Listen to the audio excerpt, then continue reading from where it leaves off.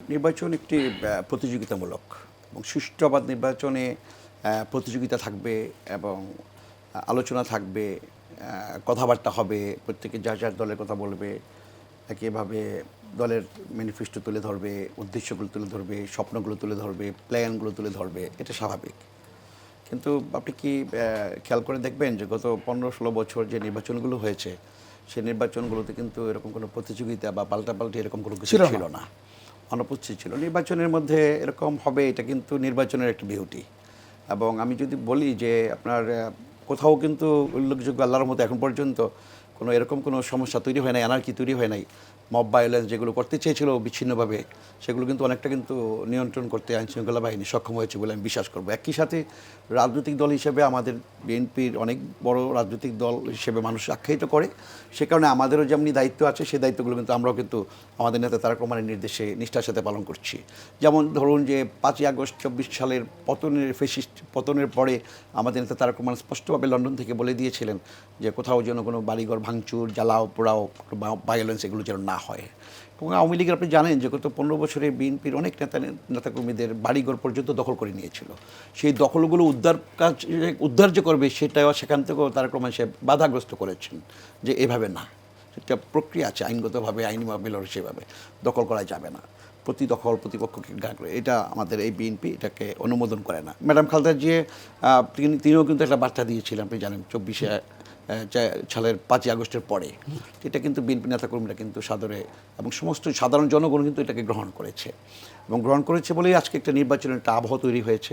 এবং এই আবহতে আমি বলবো যে প্রতিপক্ষ যেভাবে আবার কেউ কেউ যারা অনেকে ছোট ছোট রাজনৈতিক দল নতুন করে তারা তৈরি হয়েছে, তাদেরকে আমরা সাধুবাদ জানাই। তারা একদিন হয়তো বা জনগণের আকাঙ্ক্ষা পূরণ করতে পারলে রাজনৈতিকভাবে বড় আকারেও তারা সংগঠন হতে পারে, বড় দল হতে পারে।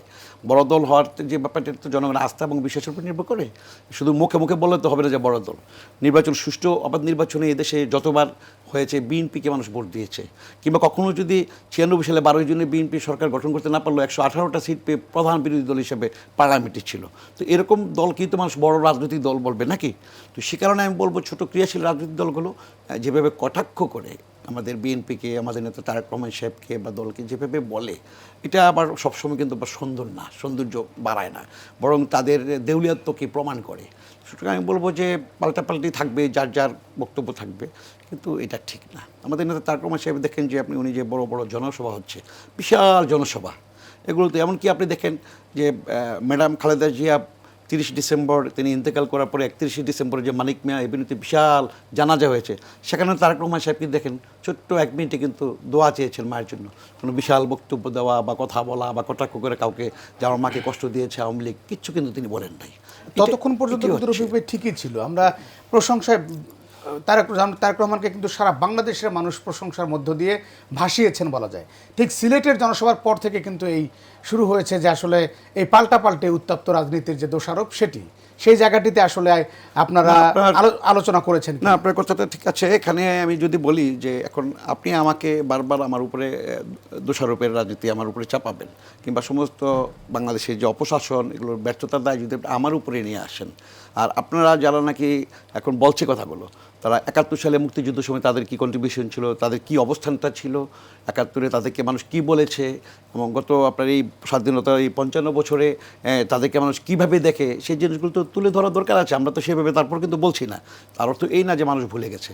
আপনি দেখবেন যে বিশেষ করে ডিসেম্বর মাস আসলে, ফেব্রুয়ারি মাস আসলে, মার্চ মাস আসলে, ফেব্রুয়ারি মাসে আমার ভাই রক্তে রাঙানো 21শে ফেব্রুয়ারি, এগুলো যখন নাকি বেজে ওঠে, 16ই ডিসেম্বরে যখন নাকি সেই গানগুলো আসে, আমার এই দেশ, আমার দেশের মাটি ও মাটি গন্ধে করেছে, তখন কিন্তু মনে হয় যে দেশটার বিরুদ্ধে কারা করেছিল, দেশের স্বাধীনতা সার্বভৌমত্বকে নষ্ট করতে। আপনি যদি 71 কথা বলেন, মহান মুক্তিযুদ্ধের কথা যদি বলি, আমরা সংগ্রামের কথা যদি বলি, সেখানে যারা ঘৃণার পাত্র, যাদেরকে আসলে ঘৃণা করেছে দেশের মানুষ, তারা যদি বলে যে আসলে পাপকে ঘৃণা করো, পাপীকে নয়, এখন যদি ওখান থেকে তারা অনেকবার আমরা দেখেছি যে নিজেদেরকে প্রমাণ করার চেষ্টা করেছে যে তারা দুর্নীতিতে নাই, চাঁদাবাজিতে নাই, কোনো ধরনের অন্যায় নাই, এরপরও কি সেই ঘৃণার রাজনীতি থাকবে কিনা? না, এটা সাধারণ জনগণ এটা বিচার করবে। কিন্তু আমার বক্তব্যটা হলো, আপনি দেখেন আওয়ামী লীগ এবং জামাত ইসলাম এই দুইটা রাজনৈতিক সংগঠনকে যদি আপনি নেন পাশাপাশি, তাহলে জামাত ইসলাম যেমন 71 সালে মুক্তিযুদ্ধের বিরোধিতা করেছে এরকম একটা, আওয়ামী লীগও কিন্তু মুক্তিযুদ্ধের চেতনার বিরুদ্ধে কাজ করেছে গত 15 বছর। হ্যাঁ।